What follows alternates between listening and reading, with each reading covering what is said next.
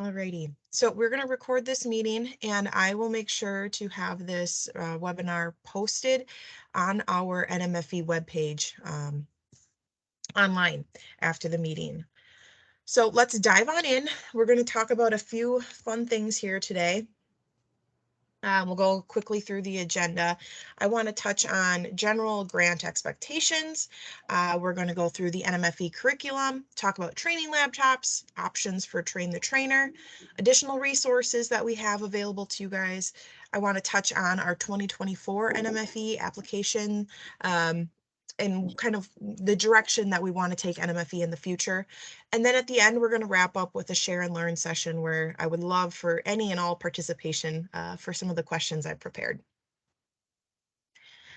Okay, so I want to start off with a brief overview of, what options do we have with our NMFE grants?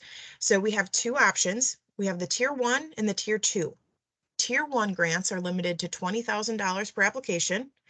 Unless you have multiple groups applying together, then each additional entity is allowed another $10,000.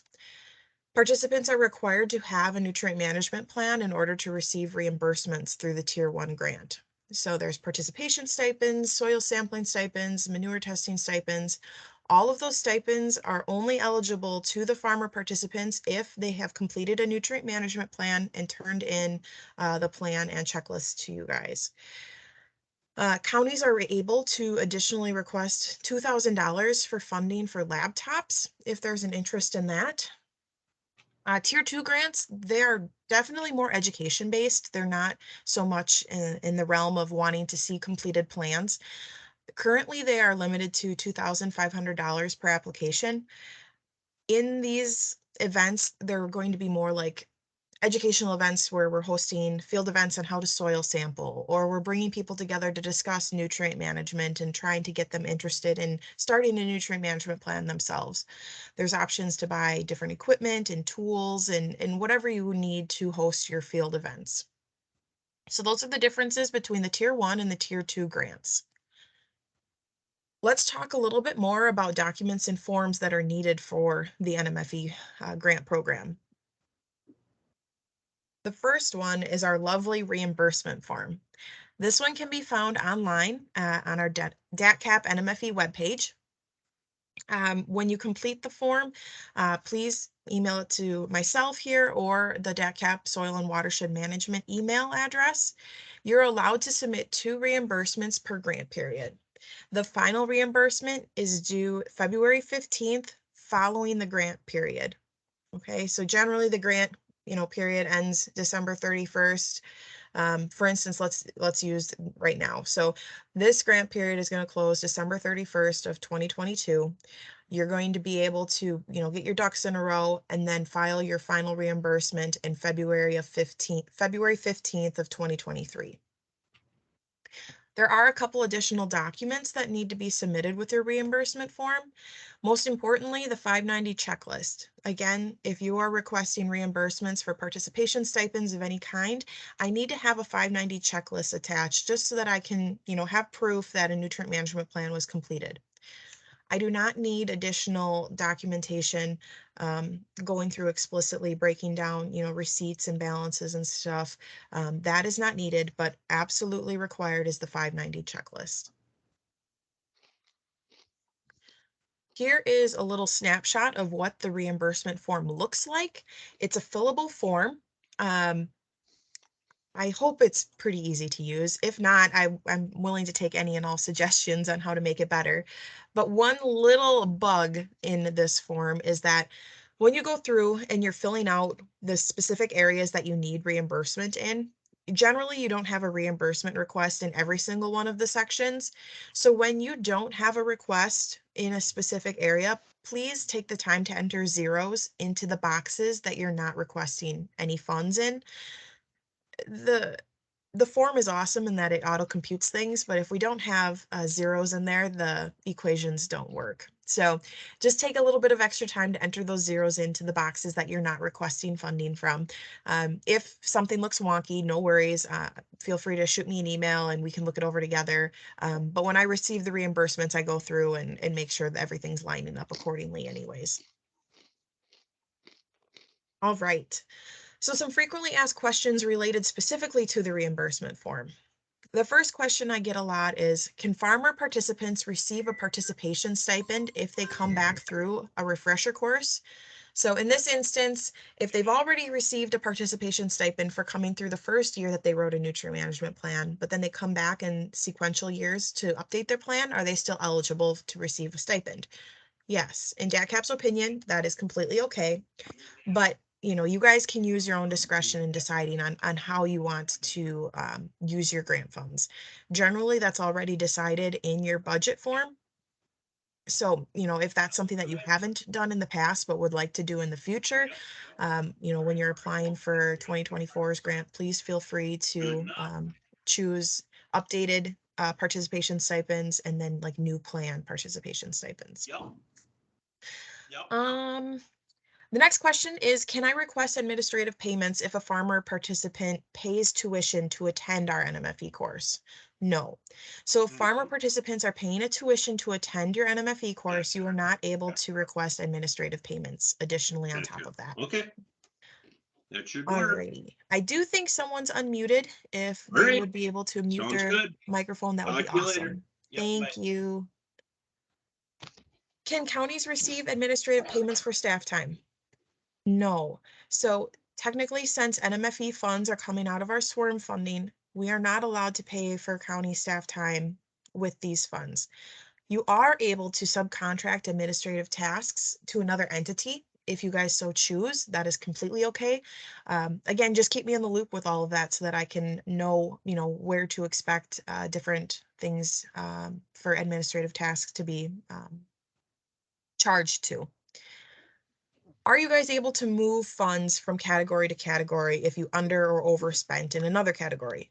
Yes. I want you guys to be able to use your funds. So with that, all I request is that when you have a situation like that, shoot me an email explaining the situation and how you want to reallocate your funds. As long as I have documentation, I'm completely okay with approving that. So just make sure that you do that though before you send me a reimbursement form so that when I'm reviewing your reimbursement form, I don't have questions as to why things are not adding up on my end. All right, the final report template. This can also be found on our DATCAP NMFE webpage.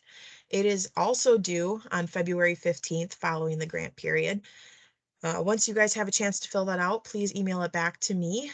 An important addition on the form last year was a request to list your farmer participants.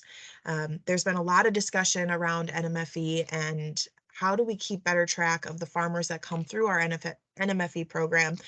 So one little request that I have is that you guys enter in your farmer participants and document whether they were a new plan or an update, just so that I can kind of keep a master list on my end of things as well and help you all track things on your end as well. And then again, this is a great place to send any comments or suggestions to help with program development. So if there is something that you guys don't like about the program, or there's something that you really like, or if there's something that you want to change, or you have any suggestions, please include them in the final template, and or just always feel free to shoot me an email or give me a call. I'm always looking for feedback on how we can make this program better. Alrighty, one last document that I want to go through with you guys. This is our extension request form. This document I will email out to all of you guys around the first part of December. It is going to be due back on December 31st, so you'll have about a month to complete it. If you do not have final numbers and you're unsure of what funds you might have available to you to extend into the future year, overestimate. Put in there, a safe amount that would be overestimating. And when Kim and I go through and run all the numbers at the end of the year, we will change it and adjust it on our end to make sure that you are going to be able to receive the full amount that you're able to for your extension. So I know I've had some questions in the past saying, well, I haven't submitted my final reimbursement yet. I'm just not sure. Totally okay. That's totally okay. Let's overestimate and put in there, some generous numbers just so that Kim and I can take care of things at the end of the season. Okay, now I'm going to dive into a couple of our resources that we have. I have two different types of NMFE curriculum that I'm going to talk to you guys about today. So the first one is the old curriculum. The old curriculum is still great. It's awesome. It's in a PowerPoint form. There's some additional worksheets and some other guidance documents that can be accessed. And those are all available at this uwmadison.box URL. No worries. I will make sure after today's presentation, when I send out the recording, that I also send out the PowerPoint as well, so you guys can access these URLs. But the old curriculum, as a lot of people are still using it, feel free to kind of take those PowerPoint presentations and tweak them in whatever way you need to. Those are still great resources to use. But our new curriculum, which is super exciting, is a virtual curriculum. It is live 24/7. Farmers are able to access it on their own. It's self-paced. They can take, as much time as they want to go through it. They walk through they go through all of the modules, and then at the end, there's a checklist that they can check that they have participated in every single module, and then they can sign that they have done that and turn that into you. Now, that is just one way that you guys can run your NMFE programs. But I don't ever want to limit you guys to restricting you how to do things. We still have a lot of in-person trainings, which are super, super great in my mind because it allows people to have additional side conversations and bring up topics that might be local, regional issues that are always fun to discuss. But there also is a place for this virtual curriculum. If you want to use it as a hybrid course where they go through and do some of the specific modules on their own, and then they come in for the SNAP Plus portion in person. There's other ways where I've seen people use it where they talk about nitrogen and phosphorus and potassium, and all of a sudden if they spent some time on this module and they're like, hey, I really, really like the soil pH module online. For that section during my in-person class, I'm going to pull it up and we're going to watch the videos and walk through it together. I'm completely flexible. I want you guys to be able to use the resources that you have in the best way that suits you guys. So just wanted to let you know that both of those options are out there. If you guys have any questions on any of that material, please don't hesitate to reach out and let me know. Additionally, we have training laptops available. We also have Wi-Fi, wireless MiFi devices. Please send me an email to reserve any laptops or MiFi devices that you need. Generally, I have Jamie Patton, the Northeast Regional Specialist with NPM. She has about 10 laptops, a printer, and a projector, all available for her east side of the state trainings. But if you guys don't work with Jamie, or you would like to reserve some laptops, please shoot me an email with those dates so that I can make sure that I have enough laptops for everyone, and I know where they're going to be at all different times. Train the trainer. So if you are a newer NMFE applicant or awardee, and you just kind of don't know where to start with all of your, putting your NMFE program together, let me know. I am more than willing to help you kind of put things together, get an idea of the structure of the training, but then also help train you so that you feel more comfortable with the curriculum, with using SNAP Plus and all of the other wonderful documents and forms that go along with the NMFE grant program.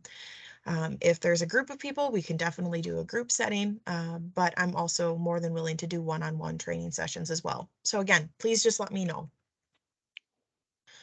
I talked a little bit about the UW Nutrient Pest Management Program and their regional specialists.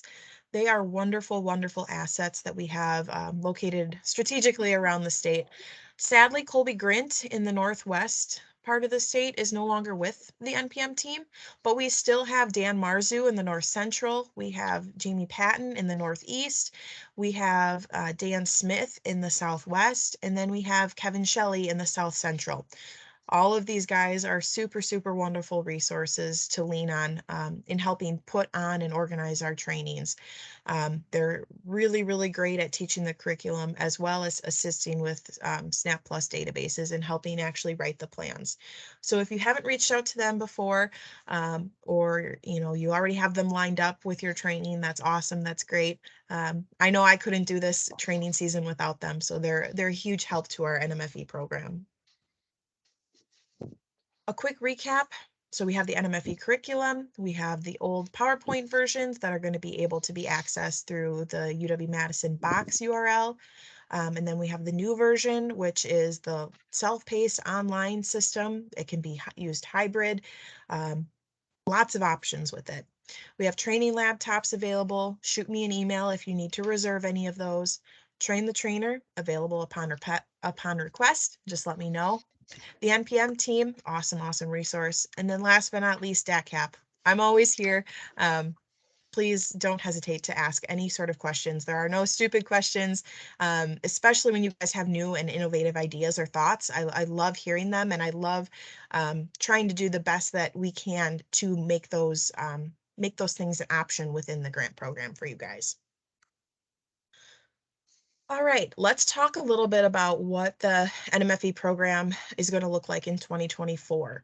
Okay, so Tier 1, there aren't going to be any changes. Tier 1 is going to operate the same way. But Tier 2, we're going to be working towards nutrient management implementation. Now, what do I mean when I say nutrient management implementation? I have had a lot of conversations, and they end with, well, I have a nutrient management plan, but I haven't looked at it in a couple months. Or I have a nutrient management plan that my CCA or agronomist wrote for me, and it's sitting on the shelf. Well, that plan isn't really doing them any good. They're not looking at it, they're not utilizing it, they don't know what's in it, they just know that they have one. So these nutrient management plan implementation reviews are a way to bring the farmer who isn't writing their own nutrient management plan to the table to sit down and have a meeting with county staff to review their nutrient management plan, to look through it, see, are these things that I'm actually capable of implementing on my farm? What does the fertility plan actually say? Am I following it? It's just an opportunity to bring them to the table. They can get a stipend for their time and allow you guys to have a conversation about, is this nutrient management plan that I have feasible? If so, how are we going to implement it? What are some things that we're going to change right here, right now to make sure that we are being compliant with our nutrient management plan? An aspect of this that I'm additionally throwing in here as an option, it would be awesome if we could have some of our plan writers attend these meetings as well. So with that, I'm allowing a $150 stipend for planners and one nutrient management CEU for them to come in as well, to sit down with the farmer that they've written the plan for and have these conversations with you guys, to make sure, again, that what the planner is putting into the plan is feasible for the farmer. Hopefully these conversations are taking place outside of this setting, but I do know that there are some instances where they're not. And so I want to make sure that we're helping push those situations along a little bit. So we're going to increase the Tier 2 grant from $2,500 to $3,000, and then work on these nutrient management plan implementation reviews.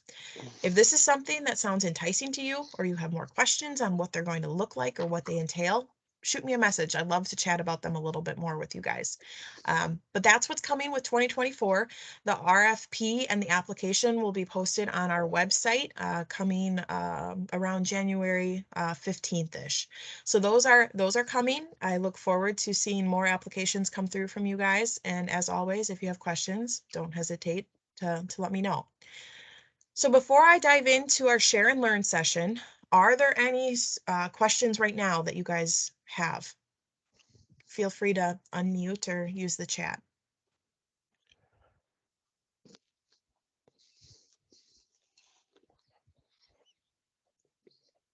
Alrighty, I see one question in here in the chat. Let me get that pulled up. If a grant is extended a year, is the maximum reimbursement of $2 for a year or for the grant? Grant is extended a year.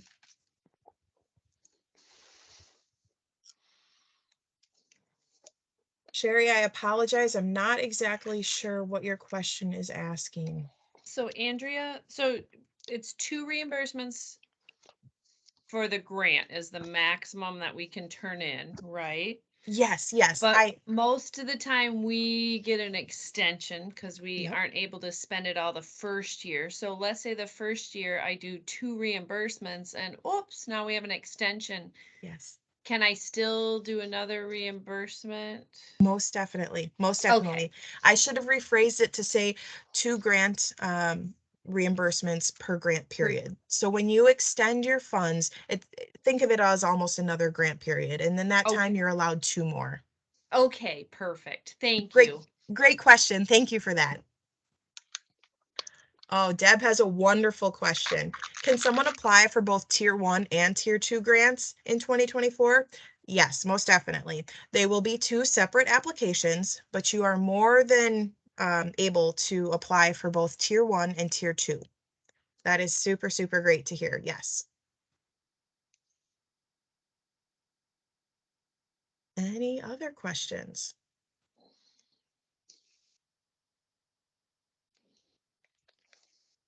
Okay.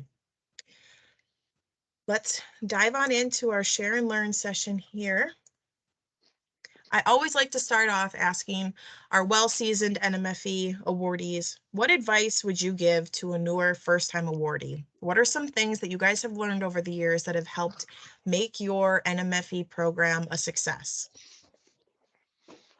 Feel free to unmute yourselves.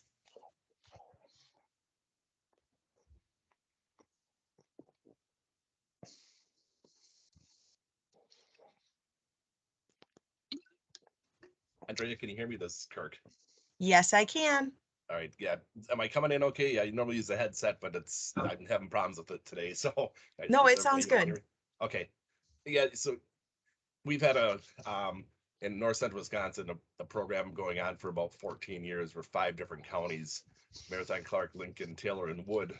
So what I would say is that partnerships are a great thing. Any way you can do a partnership.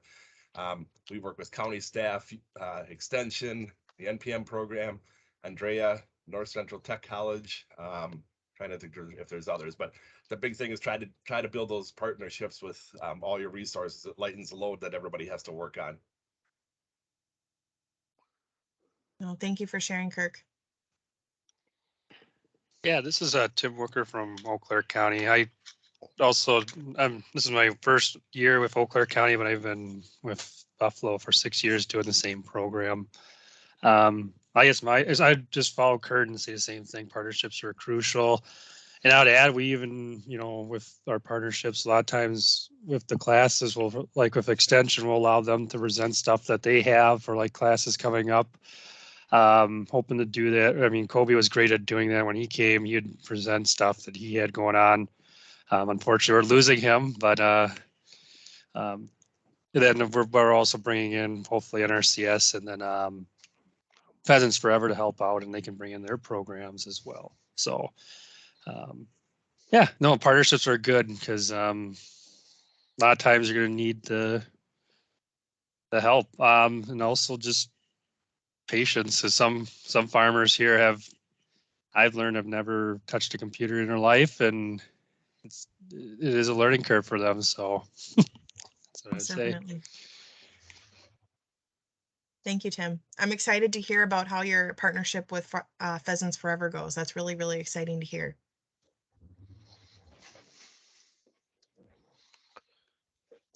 Anyone else have some words of wisdom to share?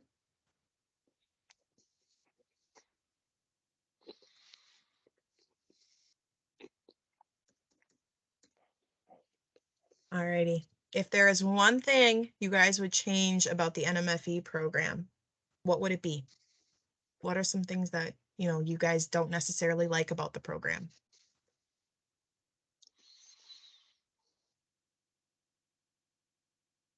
This is Kirk. I'll go again. It's always kind of pie in the sky, but I wish somehow that counties could still receive funding for helping out. I know there's limitations because we get funding from DACAP for, and some of these are expectations that we'll do with the funding that we get, but it would be nice. And I don't know that it'll ever come true, but if there could be administrative and staff funding to help support the program on the county side of things. it won't prevent us from continuing to do the program. It's a great program. We're well invested in it. But that's always kind of a pipe dream if we could ever get funding for that. Thank you for letting me know, Kirk. I appreciate it. Yeah, this is, sorry, Tim again from Eau Claire County. I guess this is not really something to change, but something I'm kind of looking for help on. Really just looking at working with unique groups. For us, it's the Amish for the English. I know Clark County's worked with them a lot, and I don't think maybe that's something to reach out to Jim Arch for. But yeah, just because a lot of times they won't actually take the money for cost share. But it would be good to kind of learn how to work with them on doing nutrient management plans. And obviously there's, there's technical, limits there as well, but something like that, maybe specialty groups would be kind of a good interest. No, thank you for bringing that up, Tim. You are not the only one who has brought that up to me this year. It sounds like there are other places around the state that are kind of running into the same issue. So that is something that I'm working on.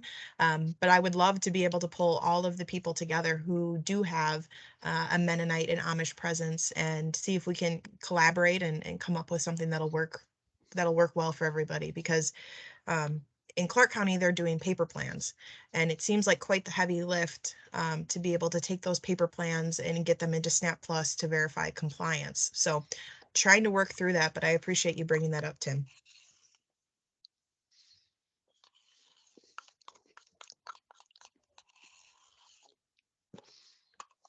Any other suggestions?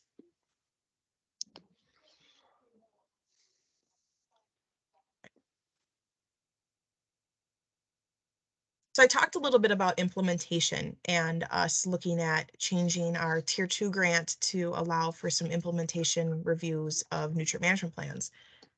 What additionally can we do to take that next step towards nutrient management implementation?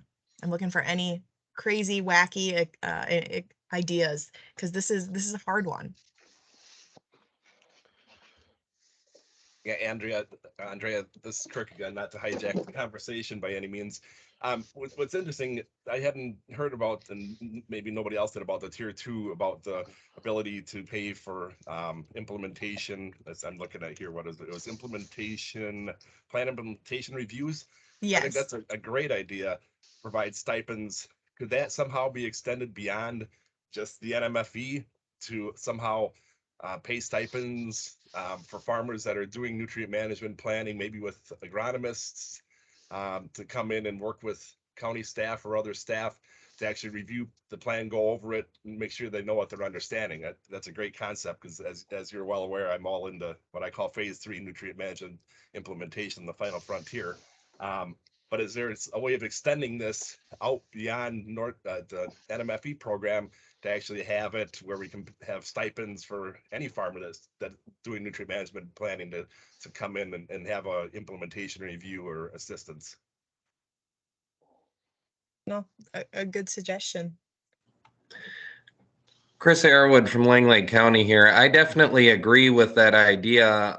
In Lang Lake County, we have about 265 farmers in our farmland preservation program, and all of them, or nearly all of them, submit every year to me, combined into about 70 nutrient management plans, what they're planning to do that year, and they submit the entire plan every year.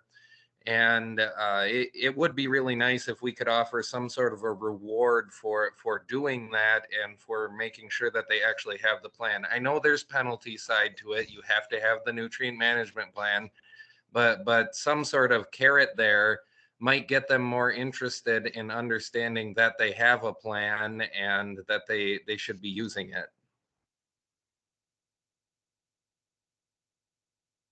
Thank you, Chris.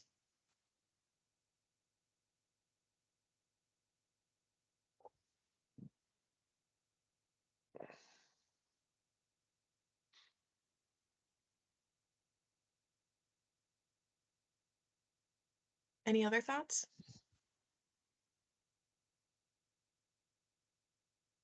And if you guys do come up with thoughts or suggestions after the webinar, please send them my way. I would love to chat about it further.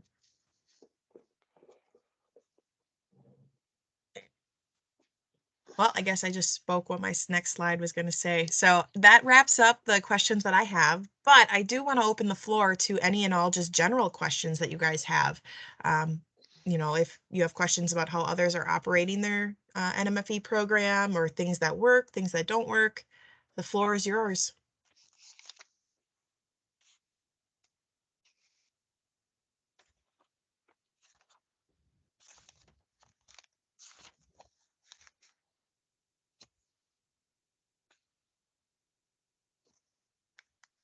So I guess my question is, talking about bringing the plan writer or anything else, would this kind of, for the plans, would this kind of go towards like a cooperative as well? In general? Yeah, so the intent behind that is to bring the farmer and the person who wrote their plan together to have that conversation. So whether it's a private agronomist, whether it's a CCA from a co-op that's writing the plan, whoever that plan writer is would be eligible for that $150 stipend, and then the one nutrient management CEU as well.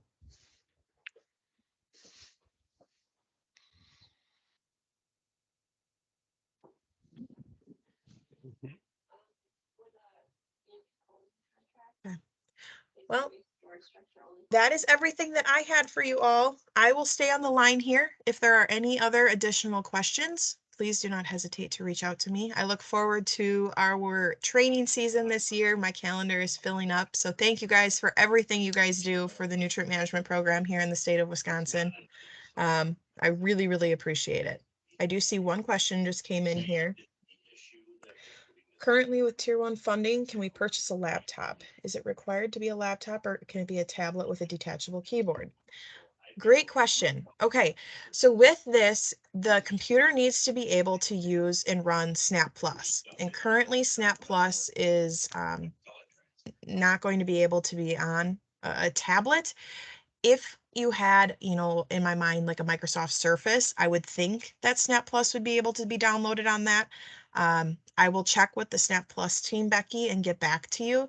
I know when version 3 of Snap Plus is released, it will 100% work on a tablet. But I will get back to you. I do think there are going to be some limitations for sure. I'm going to say that it is not going to work on any Mac or Apple product. But maybe I could see like a Microsoft Surface being able to work with that.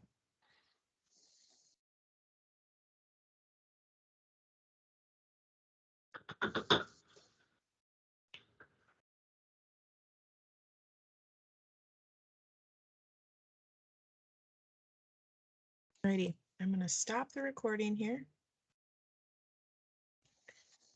Yes, Tim, you are more than welcome to test out the version 3 of Snap Plus. We currently have the cropping screen that we're beta testing on, and so I can shoot you an email and get you set up with access to beta test. So that goes for anybody else that would like to beta test version 3. We currently have the cropping screen available for testing. So just let me know. I will love to get you set up with that.